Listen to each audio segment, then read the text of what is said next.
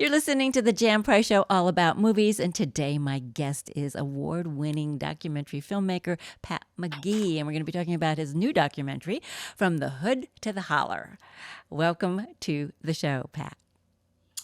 Thanks for having me, Jan. I It, appreciate it. it, Really excited to just get an opportunity to talk about From the Hood to the Holler and Charles Booker and what this film is and what it means to me. well, all those questions right there. All right, let's talk about what this film is about first, so our audience knows what we're talking about. What is From the Hood to the Holler and Charles Booker? Let's talk a little Yeah, bit about what it's all about. it's interesting. The film From the Hood to the Holler. From the Hood to the Holler basically is a title that is literally pulled from his campaign, and it's a film about Charles Booker, a young politician, a young activist that's running in the primary for the U.S. Senate in 2020 against a Democratic challenger named McGrath. And it really is a portrait documentary about this young guy finding his voice as a leader. It's about showing that you have more in common, between the rural and the urban. They have more in common than they don't. And it's this documentary is about igniting a movement and a movement that he's part of. It's much more than just a campaign, documentary. It's a documentary about this really inspiring person named Charles Booker. Yes, he is inspiring, and it is amazing.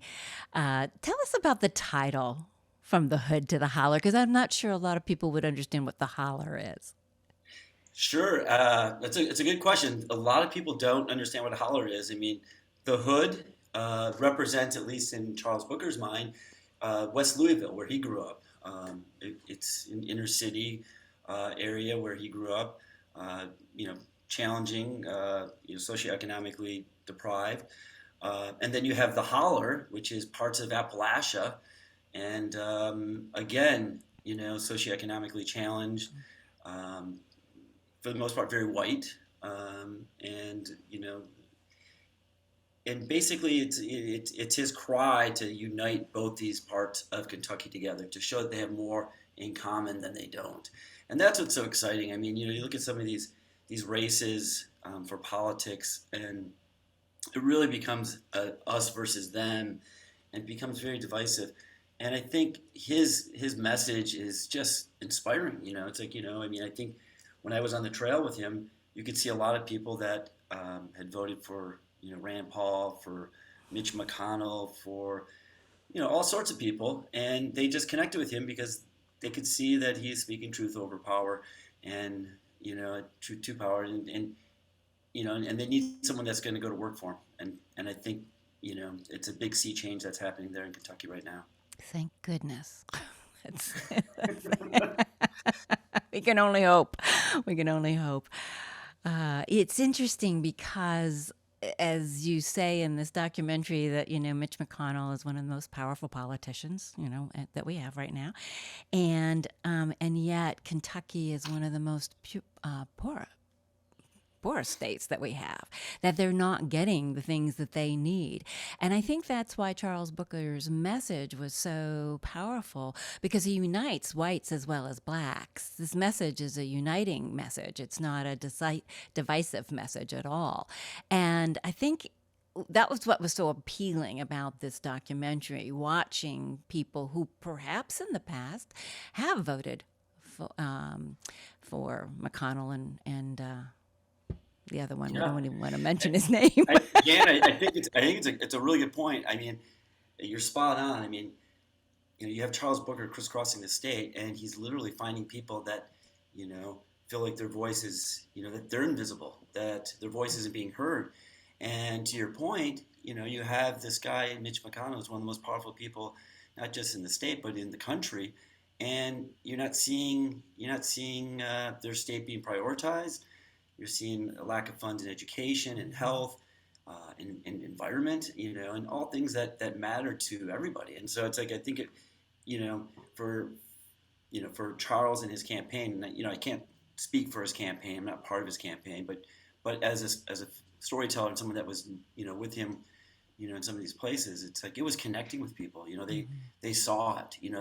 They finally saw someone that was listening to them, and that was unusual. Instead of being talked down to, they were being, they got to have a conversation with someone that could really feel what was going on.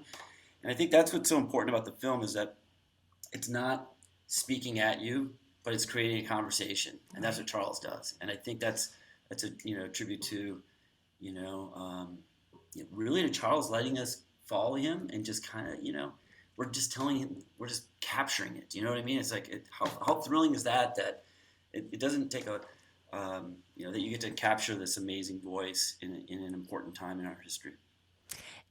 I was going to ask you, how did you come to this project? Why did you choose Charles Booker? Because you really follow him pretty much from the beginning of this campaign. So, how did you come to it and why? Good question. I think I've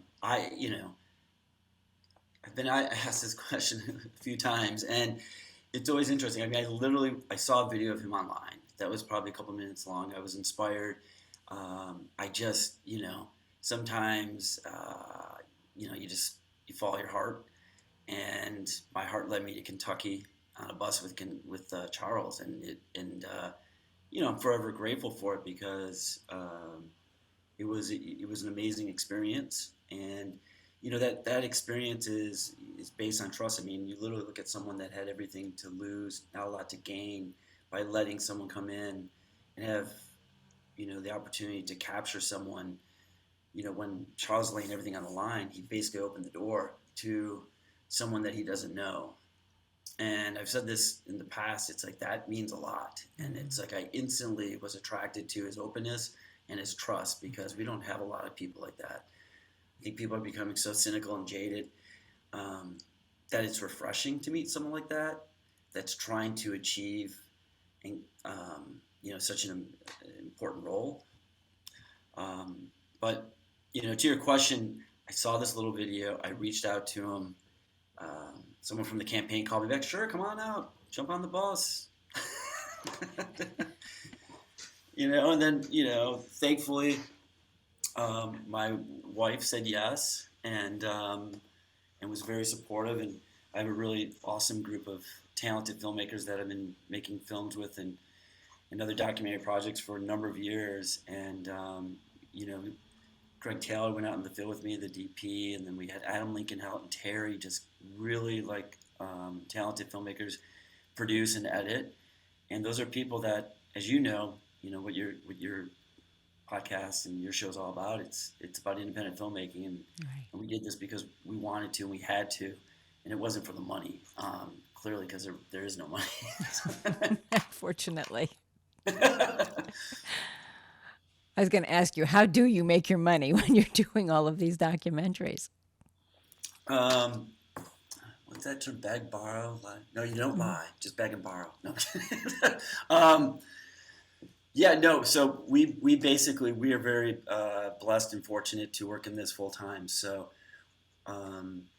our team, our crew, we've done a number of films and a number of documentary series. Mm-hmm. One of the first things that we sold and created together as a team was a series called Dopesick Nation, Yes. and that was about the heroin epidemic. That was literally based on our first independent documentary called American Relapse, and we are very fortunate to, show that device, and they said yes, let's go do a 10-part series. So those, while American Relapse didn't really pay the bills, we were lucky to go in and do a 10-part series. And we did another show called 24 Life about the sentencing, unfair we follow people the last day before they're convicted, before they're sentenced to prison, and we follow them for 24 hours to find out, what their priorities in life should have been. Yes. Was this the forerunner to the Dopesick, the movie with, the series with Michael Keaton? Was this what No, spurred it? it's a good question. I mean, it's similar name. So our film was American Relapse, and based on American Relapse, we did Dopesick Nation, and that one with Michael Keaton is a narrative, scripted, and that is called Dopesick. Right.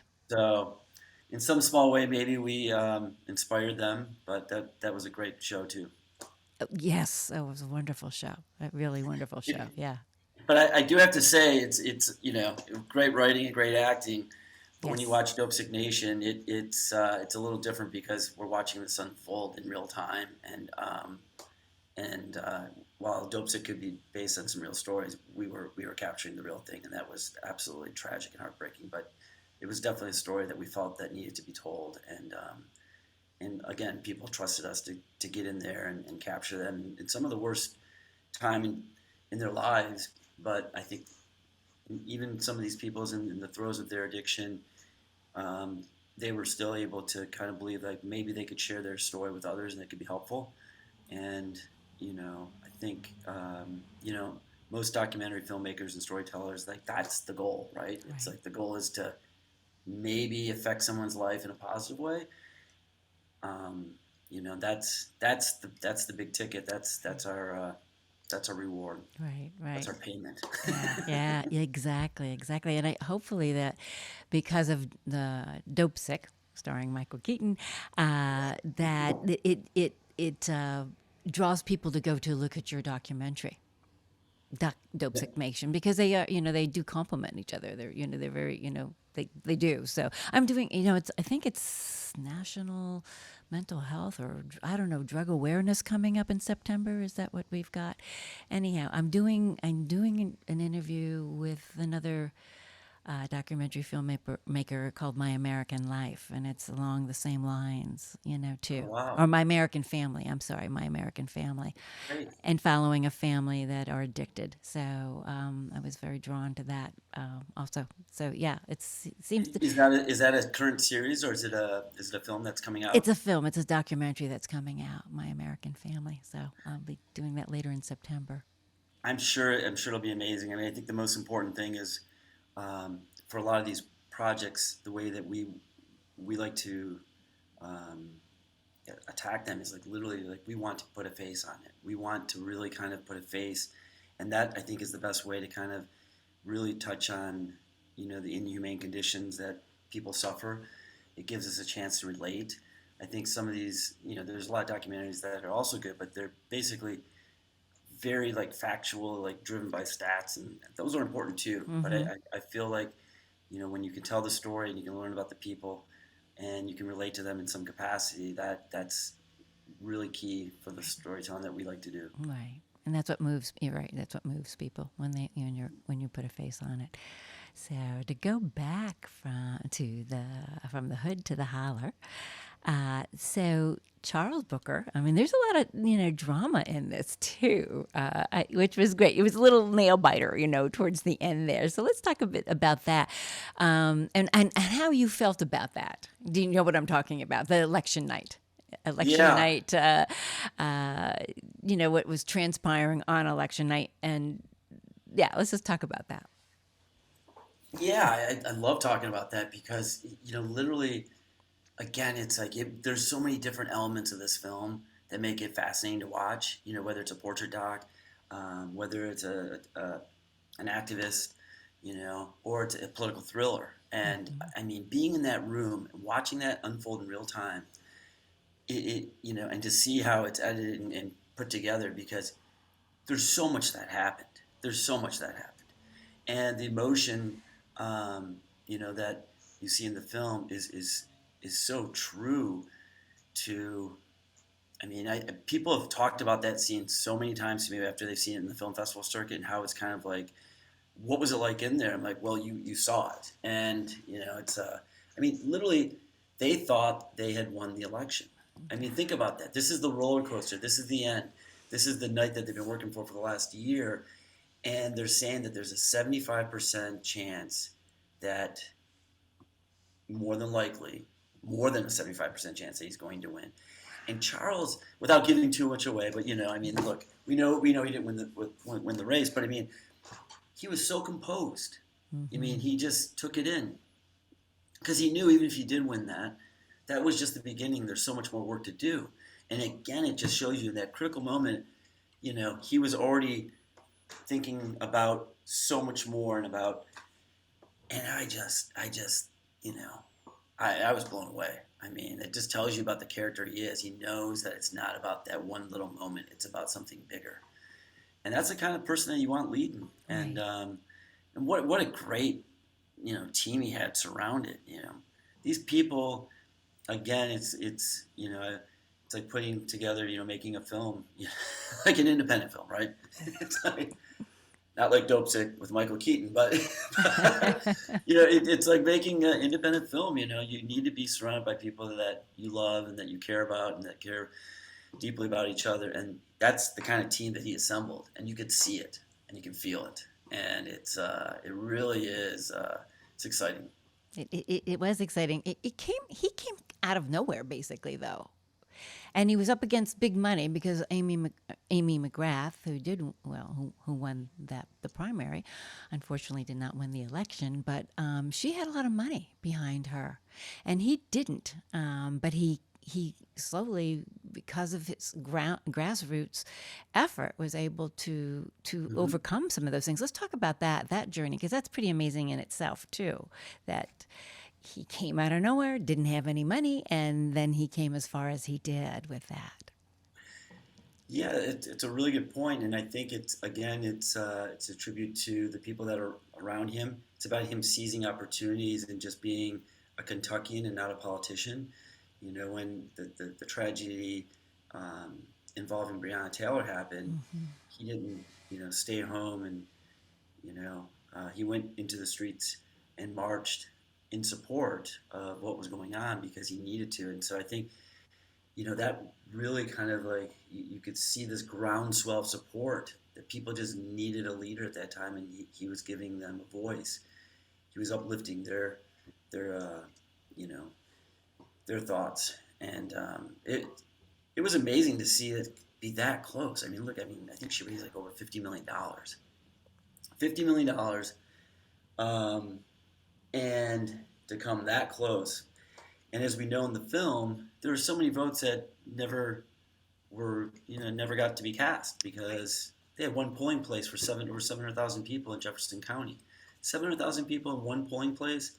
There was traffic, and then they gave them an extra 30-minute extension. But who knows what it could have been? Um, it's just it it is it's a shame to see what happened.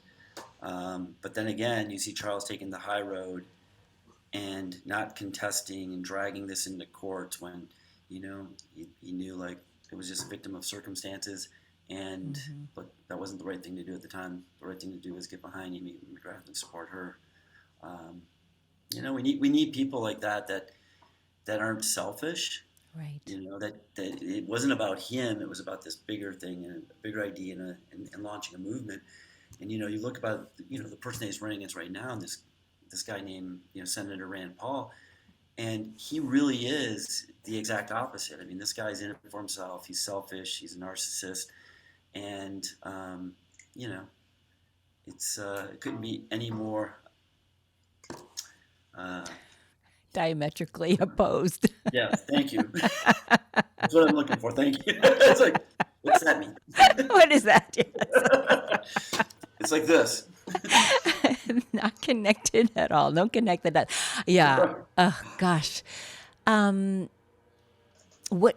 Well, and let's move into that. What do you think his chances are of winning this beating Rand Paul, who's just well, we won't even get into that. That's another conversation offline.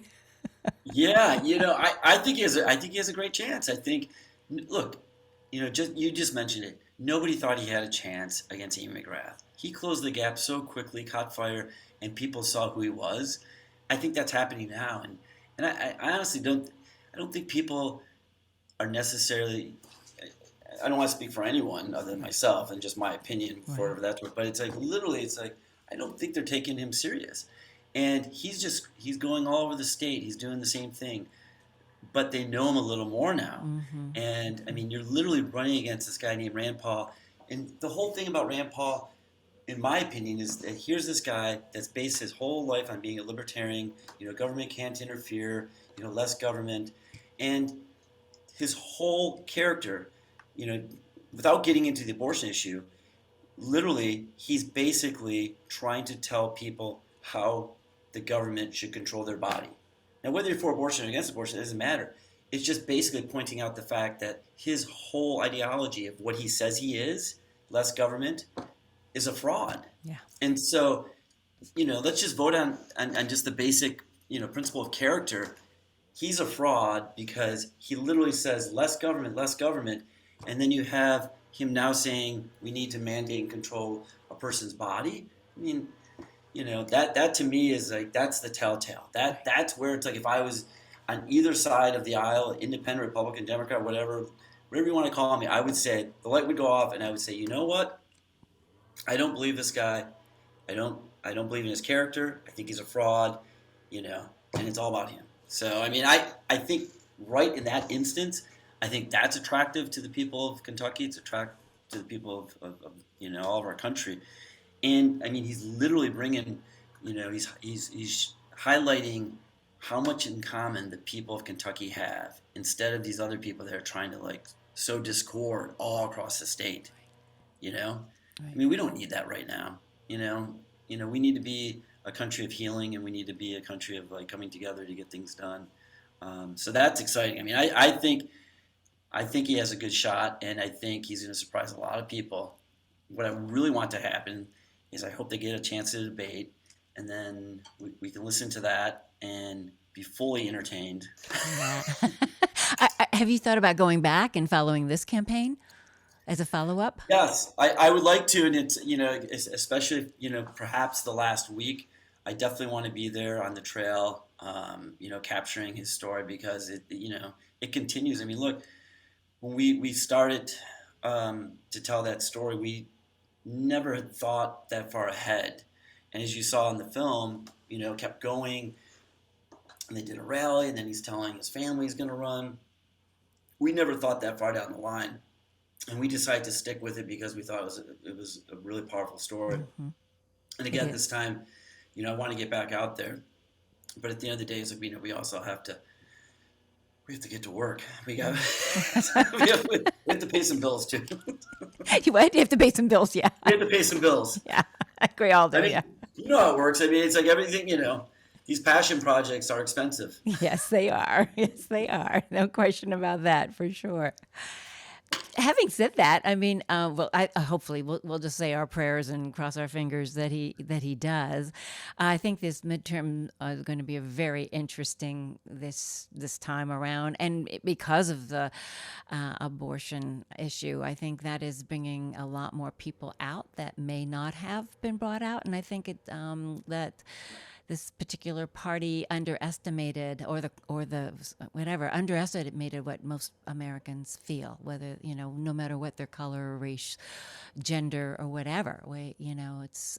It's why are we debating our women's bodies? I've said it forever. Why are we regulating our bodies?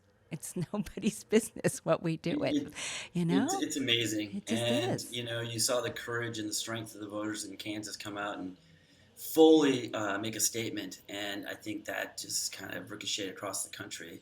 Yeah. And said, look, you know what? In Kansas, we know predominantly how they vote. They just said, look, this is too much, and how brave and how smart and just sensible they were with that vote. So I mean, I think good things are going to happen. I think people, when they see and hear more of Charles, and that's why this film to me is so important, because it's not just about the campaign. It's a really, really, as you've seen it, an important story about a person, about a movement, about something bigger than just running in the primary. Right. And when people watch it, they're always surprised, because they think, oh, I think it was just I thought it was like it was about him running for office. He ran for office in it, but we had a chance to go to so many film festivals, and we won 8 film festivals. Wow. And that was exciting. We won the grand prize in Cleveland. We were in Brooklyn and Martha's Vineyard, all these great places. And every time, people from all different walks of life, all different political beliefs, they come out of there and they're just like, oh, that's different than I thought it was going to be. Right. That's awesome. You know, that feels good. Yeah. Yeah. It is. It does. And yeah, it gives us hope that we have people Right. like that who are willing to put their lives on the line to run for office, because that is not an easy thing to do. And I admire anybody who attempts to even think they want to run for an office, and especially in this environment, political environment that we're living in right now, for sure. Pat, where can people see From the Hood to the Holler? People can see beginning September 16th. We'll be in Santa Monica, Lemley, Hmm. in theaters, and at the Cinema Village in New York. So we'll be in LA, New York from the 16th on. And then also, I believe, on the 30th, that's when we'll be streaming in iTunes, Amazon, Google Play. And I think when you put in From the Hood to hollerfilm.com, it'll be any of those places. And you know, if you want to get inspired, just click on, and it does get you fired up. Yeah. Well, everyone seek out From the Hood to the Holler. Especially as we're running towards the midterms. It's a great film to see. And I wish you much success with the film, Pat. And I look forward to having you back on the show with your next project. Thank you, Jan. I really appreciate it. Thank you. Have a Thank great you. day. Thanks.